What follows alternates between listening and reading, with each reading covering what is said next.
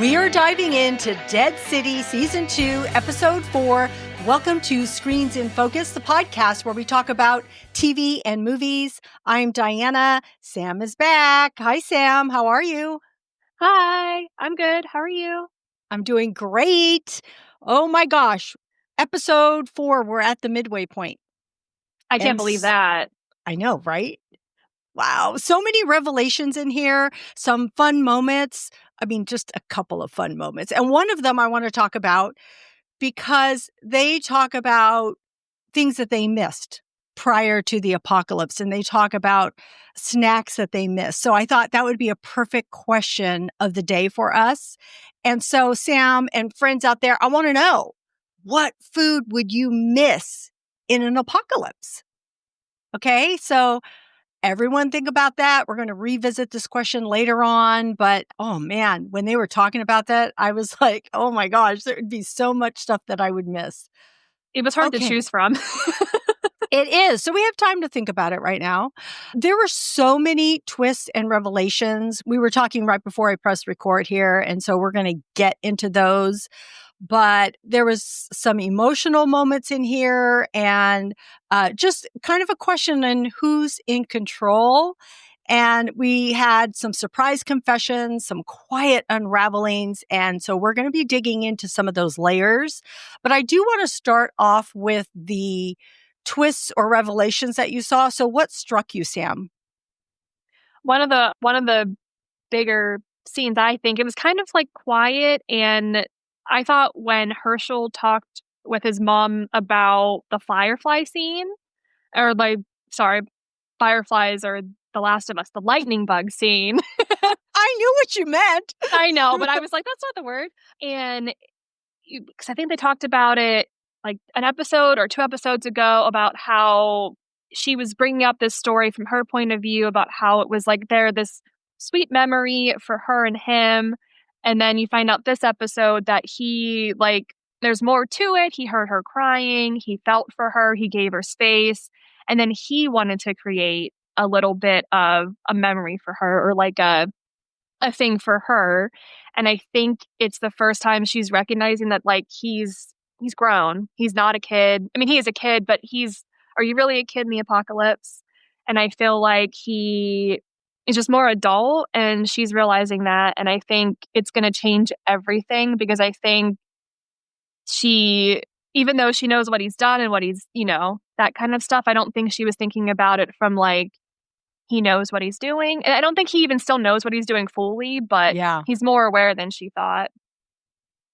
And the other one I thought was whoa, was when after they leave the MoMA and they're going, it is the MoMA, right? That they go to with Bruegel. You know what? I was trying to figure out which place it was. I'm like, me too. trying to recognize it from the outside. So I'm pretty sure I'm pretty sure it's the Met. Anyway, when they leave there, in every other episode, Negan's been in front with the Croat, who's her driver, and she asked him to go in the back seat. Yeah.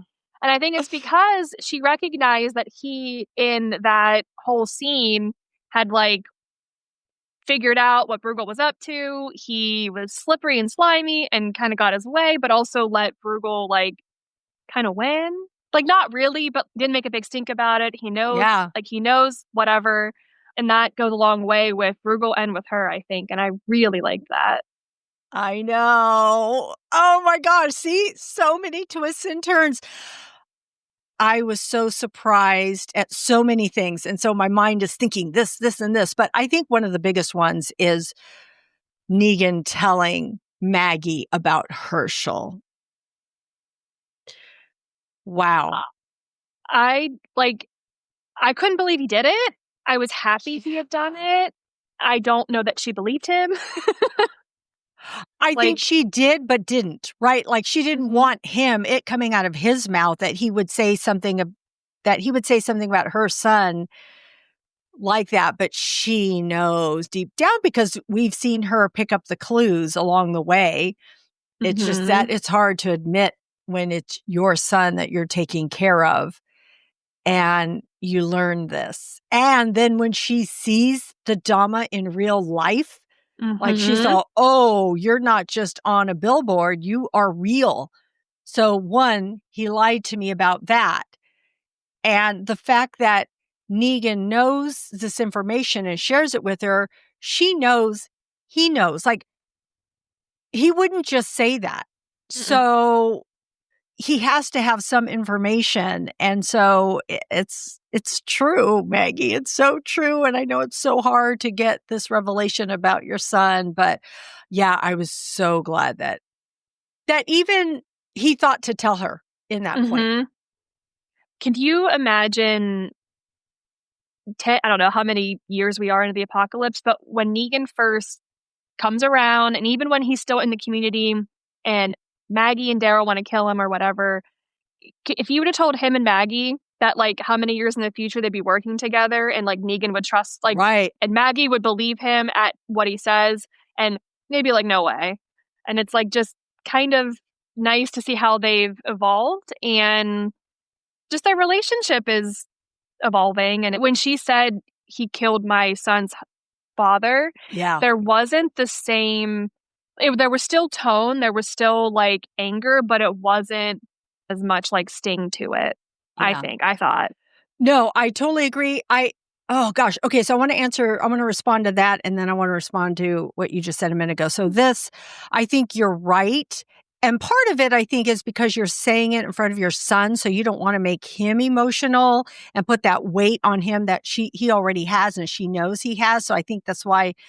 But I liked that conversation with the three of them in the beginning because I felt like they were really working together. They weren't shielding Hershel from the conversation, which I thought was a really good thing to do. And plus, Hershel was Mhm. sharing what he knew about Ginny. So I thought it was a great way to move the story forward and letting each other know what was happening and what each Mhm. of them knew about other things. So I thought that was really good. And I'm trying to think of what you just said a minute ago about what How was it? Maggie and Negan, like, 10 years ago Oh, would never have worked yes. together, yeah. Yeah. So with Negan and Maggie working together, I love seeing that because that could happen in real life, and that could happen especially in an apocalypse because you end up needing each other and you have to evolve quickly. It's not the same as regular life where sometimes people go, their grave mad at each other, but here this is a matter of survival and living, and so sometimes you just have to get over things quicker Yeah. than you would otherwise because you might need each other. And maybe Negan in the real world he wouldn't be the person that he was, but if he had done some horrific acts as a regular person, it would take him a lot longer probably to evolve too. And here Mhm. he's got to evolve quickly. And now he has a wife and child, a son that he has to, that he understands what that is. And so he understands that whole family dynamic also. So yes, I'm so glad you brought all that up because it's so important. The Um, apocalypse just kinda, like, puts your priorities, like, in a different order. Like, you can still be pissed at that person, yeah, but you have to work together and you've gotta get over it. yeah, Or at least, like, temporarily get over it, I think. yeah, yeah. Oh man. I thought it was a fun revelation learning about the Dama and Mhm. that Benjamin just kind of outer. I know where I recognize you. You're that critic. And this playwright wrote damning, I don't know the right word, play, exposition, whatever about you. And And you then, bit him! and you bit him. Yes, that's Like, crazy. And she was a walker before the walkers were I around. know. Oh my God. That just shows you. Can you imagine here reading about that? Oh, critic bites playwright, because of his work or something. I don't Mhm. know. I thought it was just revealing that she was a critic and had control of people's livelihoods and she used it. And here she is doing the same. So I liked seeing her backstory and who she was and just that it carries over because sometimes we see people go a totally different direction. And Mhm. here it seems like she's not. It's like she's just trying to be that same person that she was, kind of nasty and full of control. And it's a different kind of power too, because you look at her and she's this slight, petite, mild-mannered woman, and then you look at her reviews and you're like, oh my god, you could have ended that person's career, and then now she has the power to literally end like a person's life, and Yeah. that's like scarier.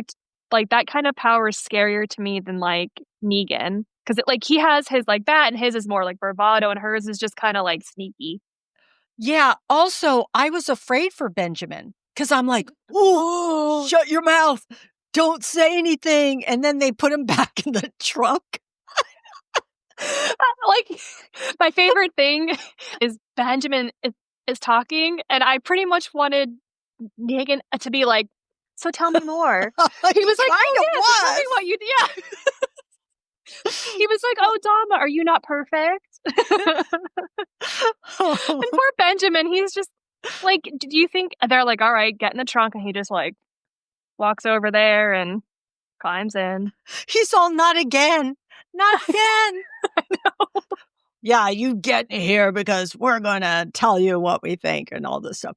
So, I just because we're talking about Benjamin and the Croat, do you know that I feel like I learned more about the Croat in this episode? I didn't realize quite how, I don't know, I felt like he was just some follower.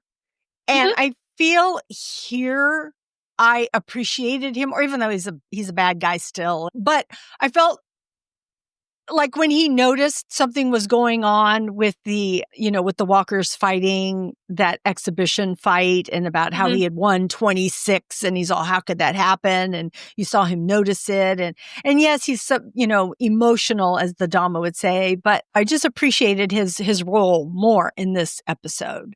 Cause usually I'm like, oh, the Croat, let's, He's kind of move like a this along. goof. Yeah. Yeah. He's kind of goofy and kind of like all over the place and just weird.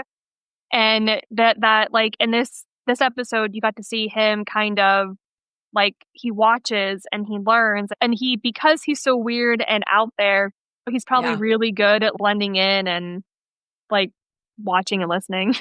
So, just a quick other revelations that we saw. Narvaez knowing Negan is alive. Mhm. I kept saying, Ginny, don't say it. Ginny, don't say it. Ginny, don't say it. And she didn't say it, but she knew. So that was interesting. Yeah, and I feel like I don't really know like what she's gonna like do about it. Narvaez is like her speech about the governor like being like a fair and just person, but being allowed to like retaliate. I didn't like that. But I don't know. Yeah. Narvaez is just another one that I just can't. I don't know. There's something about her that I don't trust and I don't like. Yeah. Yeah. No, I get Yeah. that. And then Bruegel he's odd, man. That whole thing with his old bodyguard, Tommy, or what I can't remember. Tony. Tony, that's Mhm. right. Oh man. That was just so weird. And why didn't Tony do anything? He almost feels half dead already. I thought that was so bizarre. I'm very curious what kind of like who Bruegel was before the fall, because if he needed a bodyguard, that that guy might have not like English might not have been his first language, because I was wondering why he didn't really talk much. He just Yeah. kind of like said like one or two words here and there, and like I felt bad. So I assumed not right away, but pretty soon that might have been a human, because the Yeah. thing was like punching, and I was like, that's not a like a Yeah. walker. But I didn't think it was going to be real. I was like, there's no way. And like, it's just, hasn't anyone ever questioned that? It's been like, I agree. And I yeah, also wondered when they were fighting in episode 2 or episode 1, whatever episode that was, yeah. when they were watching them. I kept saying, wait, is that walkers? Why does one feel like it's, or are they, who are Hmm. they? Because it Yeah. didn't seem entirely like walkers to me. It just didn't. And so you're right. Why wouldn't you question it, especially when you're losing Because items? I And think Christos lost the Met because of a fight. yeah. And I'm like, you lost that entire, like, and you weren't like, wait a second, can we like see the zombie's face? Like, we need proof of death. Anyway, Kim Coates is amazing in this role as Bruegel, though. I'm intrigued by the way he talks. He's having a blast. Yes, it's like he's having a blast. Mhm. Absolutely. Yeah. All right, let's talk about Maggie. So, Yeah. because is she emotionally spiraling or is she finding clarity? I think she's finding clarity. I think she probably has exhausted herself by trying to, like, control everything, be there for everyone, be the everything, and just getting, like, shot down and things go wrong. I think it's just exhausting for her, and I think she's finally just like, "I'm done." Like, I'm just gonna she's not putting up her guard anymore. She's, like, allowing us and Pearly and everyone else, like, a almost like a softer side to her, and more like a caring side that's not her, like, yelling at them because they're being stupid, because they are being stupid, but Yeah. they're like a military and, they don't want a civilian to tell them what to do, and I think she rubbed them the wrong way when they first met, and I think it's nice that they're gonna be able to, like, see this part of her, and I think she found clarity after being with Negan because he had told her about Hershel, and I think even though I think she kind of assumed that that was kind of happening, I think, like, to have it confirmed is an entirely different, like, thing, you know? And I think that's helping her to find clarity to see that, it's not fun to see a person that you love so much be kind of not good, and she probably feels on in some way it's a failure on her part because she's his mom and she taught him these things, and if and that's not fair and not true, but, and it's just I don't know. I hope it doesn't bite her in the butt. I don't know how it could, but I just always worry when, like, a harder character, like, lets their guard down. Yeah. I don't want it to be used against her or something. Yeah. So I think it's a little bit of both because as a parent, you kind of do break down, especially inside, which is what she told Pearlie, like I may have this brave front about me, may seem hard, like a hard shell, but inside I'm like just terrified. And that's so true. But she's had to be strong and she has to continue to be strong. And having a child makes you stronger because you have to do that in front of your Mhm. child, but at the same time, sometimes it's hard to keep it together. And I have appreciated the moments where where she's had someone to talk to about it, like Mhm. Pearlie, because I think with Negan, it's harder for her to talk with him because she doesn't care for him or has, this "you killed my husband" hanging over his head. But with Pearlie, she can talk to him about it because he does have children, 2 Mhm. girls that he is worried about and trying to take care of them. So it's easy for her to identify with him and to talk about those moments. So I really enjoyed both of them being able to talk about so many things. And when they were walking and Hershel says, "Hey, so many places. Oh, he grew up here." And then that's when they get into the conversation about, "Oh, what do you miss?" And it was good to hear about what each of them missed. And of course, she brings up the KitKat bar, and then she said, 3 years in, and then she talks about, that moment, and she hesitates because she's thinking about Glenn. And Mhm. I personally, my eyes welled up instantly because I was feeling what she was saying and I was imagining. And of course, Glenn being one of my all-time favorite characters, I was all, oh Yeah. my God. For everyone that watches this that has that history understands. And so that's just such a weight. It was such an emotional moment. It was like she was happy but sad. It's like Yeah. when you remember a memory of someone who's no longer here, but it's a happy one, Yeah. there's always a bit of sadness there. Yeah. Yeah. I thought it was, yeah. So it was nice to see her that moment and for him to see it because whether he should see it or not, I think he should. He needs to see his mother that way. And just like him hearing her cry, when he tells her what he saw, I mean, that's real life. You hear your parents mourn people that they love and lost or having trouble with or whatever it might be. So that just helps you to realize your parents are not that that's being perfect or not perfect, but everybody has moments. Everybody does. And you need to know that, yeah, your parent has moments too. So yeah. So I think that it's been a real struggle for her. And I love that we're seeing her parent here and having struggles and having really a lot of strength too, because it is both for me. You had already touched upon it earlier, but her relationship with Negan, I feel like this is what this whole series, of course, was about their journey.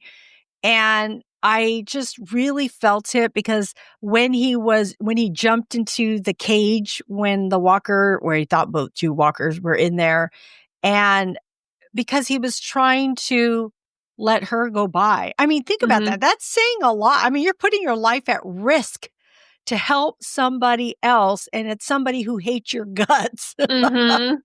So, but he's trying to protect her and was telling her about Hershel. I mean, he cares about Hershel, but he's telling her so that she can protect herself and Hershel along the way because he knows what the Dhamma can do. And I think him like protecting her in both of those ways shows her that he's changing.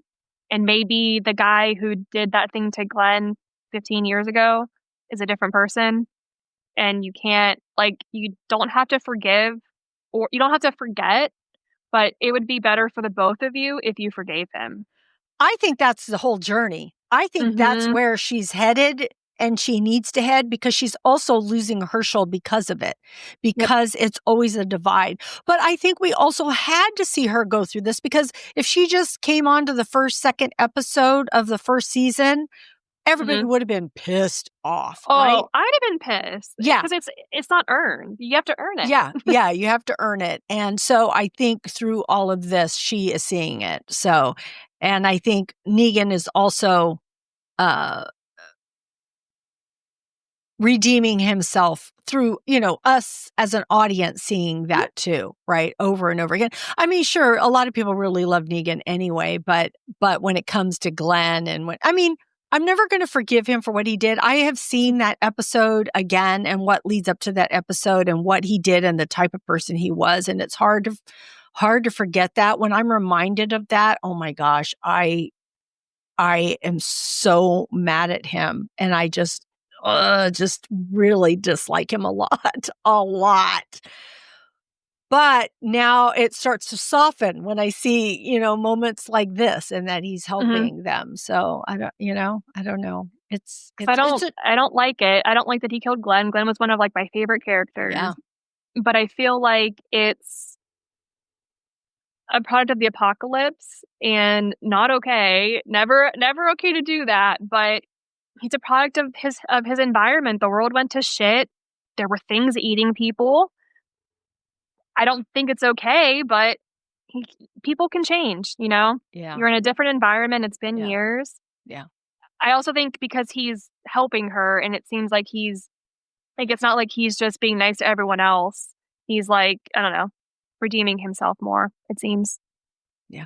Well, it was when she came and she did talk to him and they were together there, she seemed to soften just a little bit when he said he was doing it for some people or whatever it was. And then she says, "Oh, Annie and Joshua."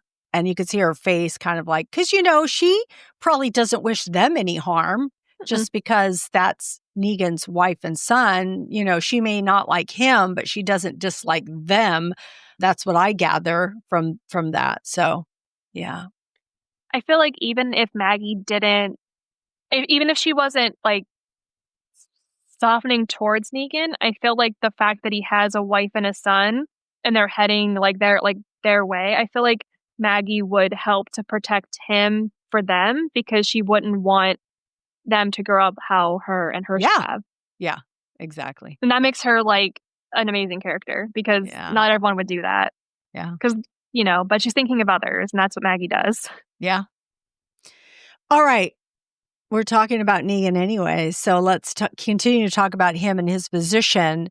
And what do you think Negan actually wants now?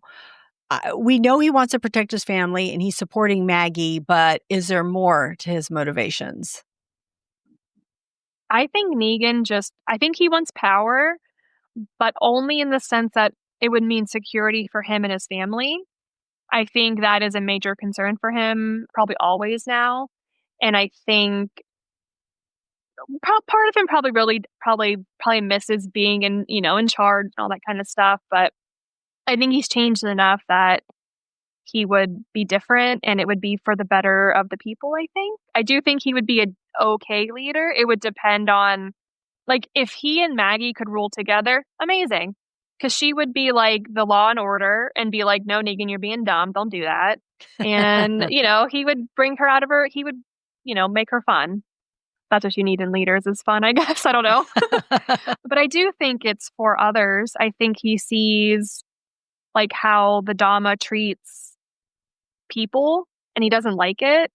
I don't know why, because he treated them worse, like, in his past. Well, I think he's a totally different person. So I think his motivations are clearly different now. And I think it's because he has one, he's trying to redeem what he has done in the past, because I don't think he sees that person anymore. I feel like Judith, Carl, all those kids, seeing them, knowing them, changed him. I think all anybody, a youth that has been in his life, have helped change him. Ginny, even though we haven't seen too much of it, he was taking care of her for a while. Hershel.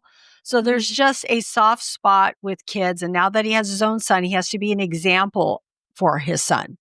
So I think that is his motivation. I think that's where it has shifted for him. Because he also, not just for Maggie and Hershel, but with Bruegel, that guy that he saw, he could have killed that guy or let his walker get it. And he would have been all, oh, you won fair and square. This guy's dead. But he saw that he was human. He saw the guy's eyes and he thought, he couldn't do it. He doesn't know this human being, but he couldn't do it, which is so different than how he has ever been.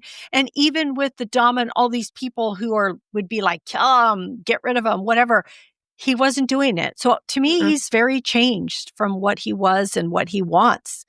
So he saved that guy, even though he didn't know him. So I don't know. I kind of feel like that says a lot about him. But did he act, because at the end of the episode, he gets killed by a Bruegel. So maybe Negan didn't really, but I don't think it was an accidental. It was a whoopsie death. Because if Bruegel didn't realize that Negan and Nakura knew, then he probably wouldn't have killed that guy. Well, yeah, but they probably didn't know what he was gonna. I guess I don't know what they didn't think that far ahead. Like, oh, Bruegel's gonna kill him now, but I don't know. No, but I bet you that's because I want to know what he whispered into his ear. And so I wonder if he was like, if you don't like go along with this, I'll expose you. Right. Because Negan's kind of Yeah. I'm sure he did use that. Yeah. But so I do think that, like, I don't know. I feel like I still feel like it's Negan's fault that guy died. A little bit. I don't know if it's his fault, but it's through his doing. I mean, but like I said, he could have let him die. He could have just won that way. But no, he probably did want more control, right? Because I feel if it was Negan just being manipulative, he would have given that smug look that he gives, like that smile. You know what I mean? Kind of like, oh, I know what he's doing here. But it was more like, oh my God, you're human. At this moment, I don't want to, kill you or let you die. But then, yeah, of course, he did use it to his advantage. And of course, it wasn't at his hands. The guy didn't have to kill his bodyguard. He just chose to not be exposed. Woo, man, yeah. So there's a lot of control going over here. Who has control and what they have control over. So yeah, just everybody has their hands in it. Okay, can I just say I was surprised. Bruegel could have, with all his people, could have just killed the Dama, the Croat, and Negan. Oh, I thought that too at one point. I was like, he could have just wiped them all out. Oh, let me go. I know where your methane's at. Chop, chop, chop. Here we go. But he didn't. So I thought that was interesting too. I agree with that. All righty. Like, who might be steering the bigger game here? Okay. So, through this episode, I did have a question, and I'm going to Mhm. ask you this question. So, in this bigger picture, can we really rebuild? So, are they rebuilding or are they repeating? And do we romanticize the old world, or is the fear of the unknown that keeps pulling us back? So I think for people to truly rebuild, they would have to change some things. And they're not really changing anything. I don't know what they'd have to change, like the way that they govern, the way that the people form their groups. I don't really know. So I think they're repeating. We keep trying to go back to what was lost and what they used to have, which they're never going to have again. They're never, at least I don't, unless everyone can just work together and be friends. Unless that happens, I don't think they're going to be able to ever truly rebuild because you can't get electricity. There's no running water. Like there's just too much like destruction and damage, I think. Um, that doesn't mean that they can't rebuild, like, or they can't still have like a safe space and have like settlements, but it's never going to be what it was. And I don't even know that society should go back to what it was because, you know, the world's nasty sometimes. And I Yeah. think it's like a reset. And, maybe in 100, 200 years, maybe they'll have electricity again, but who knows? I do think I think it's both. I think it's you can romanticize the old world, but also be afraid of the unknown. Yeah. Like I was thinking about like how whenever I'm stressed or something, like I would go to music and I love music. It's something I go to all the time. And I don't know that that would be something I'd be able to do in the apocalypse. And it's like I would probably obsess over that, never being able to hear music again. And I think that would prevent me from being able to move forward instead of focusing on, I don't have my iPhone, my iPad, whatever it is. I could go play the piano or like go find some other music.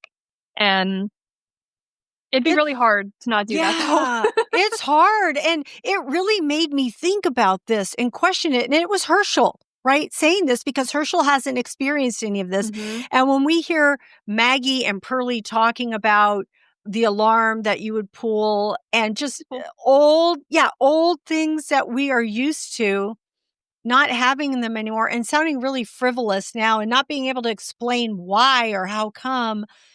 And Herschel saying, "Oh, why would you want to go back to, people fighting each other and killing each other?" And of course, they're doing that now too, because that's all people ever do when people Mhm. want power. But there are some things that I would love. And just like you mentioned, music. And that is why that episode when they killed Victor was so heartbreaking to me and it hit me so hard because I can't imagine not having him play that music, even if it wasn't that music, even if he created new songs to play, just Mhm. hearing him be able to play that music. It's just that beauty that you hear.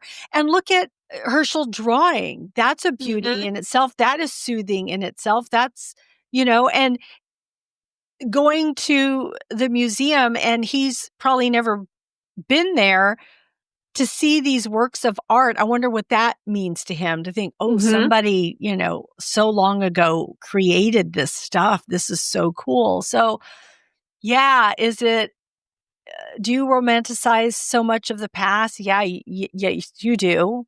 But I don't know, what is progress and how do you move forward? And somebody has to have a vision, I guess, and you have to follow the right vision of what that Mhm. is. And that's the hard part of rebuilding. So, whew, man, I don't know. That's a hard one. It just really got Mhm. me to thinking, though. I think it was Herschel bringing it up. And uh, so, and with the Dhamma saying, oh, let's get rid of the old and start with the new. So, mm, interesting question. Okay. I want to get to our lightning round gut reactions of things that we saw. So, in this episode, what bothered you most? I want to know what's going on in the park because everyone seems to be afraid to go into the park. And I don't know if it's just because of the park people or if the animals, if there's walkers. I just want to know. I just Yeah. want a little more clarity. I hear the monkeys, and I feel like if why aren't they bothering them? Like monkeys are wild and they're curious creatures, but maybe they're like far enough away. I don't know. And we heard something. We Hmm. heard something. Are they going to show us what we heard? Like, what was the Yeah. purpose of hearing that if you're not going to show it to us? So I think they might show it to us. Okay, what bothered me is there's not enough zombies. Hmm. I mean, we saw them fight in a cage thing. That's no. We need zombies. Like, no one is dealing with zombies. They're all Mm. just, it's just moving the story of characters along, which I appreciate, but I still need that zombie-ness. Hmm. There's got to be some that get out. There's got to be people that just die and, happen upon you. So I'm missing my zombies. So I'm bothered by that. Okay. But maybe they run them all up and they're all in the methane. That's true too. But still, come I know. on. I want to see something. I mean, there's Walking Dead cities, even if they were coming at you and then you had to use them, or even like how they gathered them up and we Hmm. saw that, just Yep. something with them. Yep. Okay. So what's a WTF moment that stuck with you? When the Dama and Maggie like locked eyes, I was like, it got like chills. I was like, oh no. Because they're gonna have a showdown, and it's gonna be bad. It's gonna be nasty, and I'm looking forward to it because the Dama needs to get hers, but not looking forward to it at the same time. Yeah. What about for you? Oh, it's definitely when Hershel and the Dama, when they locked eyes. Oh man, this is that damn Dama again. Hmm. I thought, wow, you are just standing there in front of her. And she's like, oh, what a pleasant surprise, or whatever she says to him. And I'm like, oh my gosh. And then it took him so long to get back and he lied to his mom. I'm Hmm. like, oh my gosh, she better listen And to she knows Negan. now. She Yeah. knows that he's officially like lying to her, and it's gonna cause him some issues. I think. Yeah. Yeah. It was interesting when she came and hugged him when he was late. And for a moment, they show her kind of walk up to him and you're not sure what she's going to do or say. And then she hugs him, which is what she has to do. But oh my gosh, what's going to happen next? I Oh my God. know. Okay. What are you looking forward to? I want to learn more about the groups. I feel like they were introduced in episode 1 or 2, and we haven't really been back. Like we learned about Bruegel a little bit, but even that, yeah, I want to learn more about them. I do want to learn about Christos's group, so that'll be interesting. But I also want to see Negan use Lucille. I And know. I think there was a preview where we saw Maggie holding Lucille. Ooh, So, spicy. so yep, that's what I'm looking forward to. All right, let's get back to our question of the day. Our question of the day is, what's the one food you'd miss the most in the apocalypse? I think I would miss like some sort of fancy pastry, like something that's got a ton of butter, like a rich pastry cream, a bunch of layers, like takes you like hours to make. Because I do bake and I'm not like great at it or anything, but I can bake like cakes and cupcakes and cookies, and I haven't been able to like broach that yet. So that's what I would miss. It's like the most like gluttonous thing ever. Just like raspberry with the decadence, all that. And maybe So a cup of good. coffee to go with that I pastry. know, right? Well, I genuinely worry about coffee in the apocalypse because like we don't have the environment for it. there's so many things to miss. When she said jelly donut, I'm not a jelly donut fan, but I do like donuts. And I'm Hmm. like, and it made me think about pastries and cakes and just, yeah, all that yummy goodness that you may not be able to make. So I was right there along with her. If it was a donut, I just even like old fashioned glazed donuts. And I'm like, that Oh, would be so yummy and I would miss that. If it was a piece of real food, and this sounds maybe minimal to people, but chips and salsa and guacamole I just need that, right? And Mhm. I'm thinking you might be able to have that somehow, though, depending on what they grow there. Yeah. But I feel like if my yeah. husband can grow tomatoes in the house, you can probably grow it outside in Virginia. Well, I'm thinking like the chips, the frying them. Oh my gosh, that would be so yummy. There's so much to miss. You're It's making better me than hungry. it's better than fried rat and a carrot. That should have Oh been my a god. WTF moment. The rat. Oh I'm my too much like gosh. a small animal lover, so I would be like, Oh. I Yeah. couldn't. Yeah. I just realized the Dama pushed it away, and I realized why, because she has her little maze with her little, Oh, you know? yeah. Rats are so cute.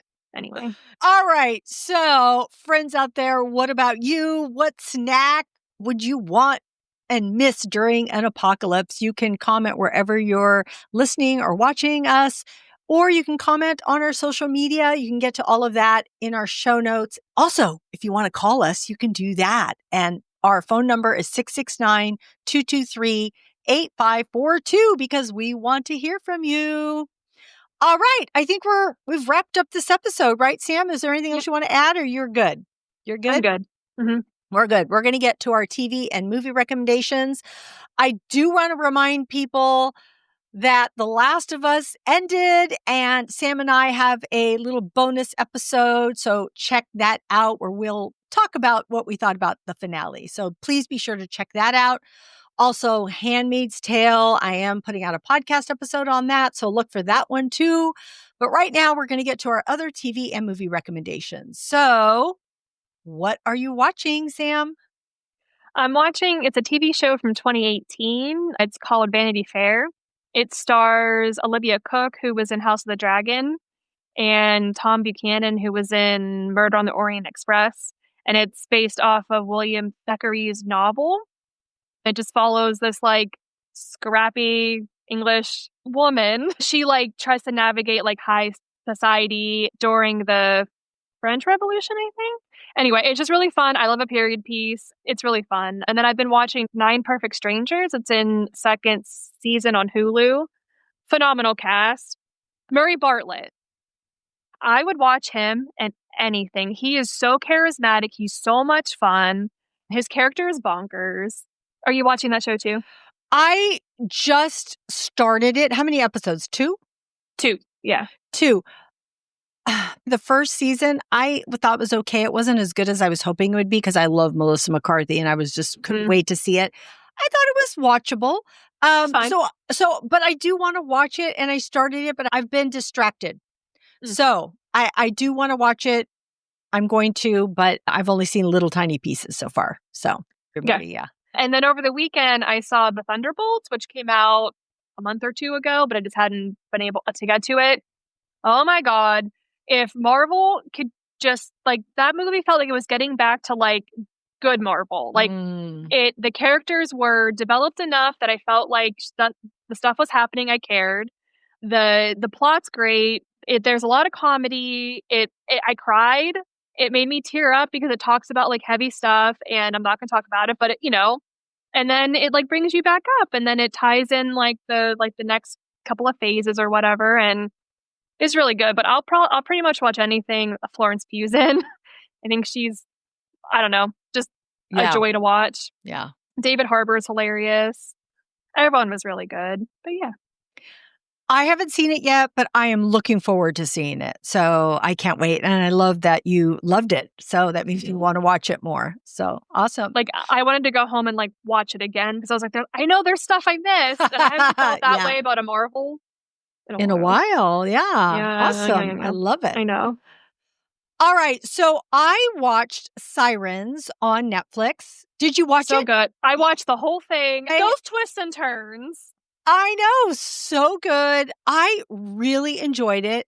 There was just like revelations. Like I thought it was going one way and it went another. And it just, you weren't sure where it was going to go. And Julianne Moore is in it, Megan Fahey and Millie Alcock. Is that her name? Millie Alcock and Kevin Bacon. All so good.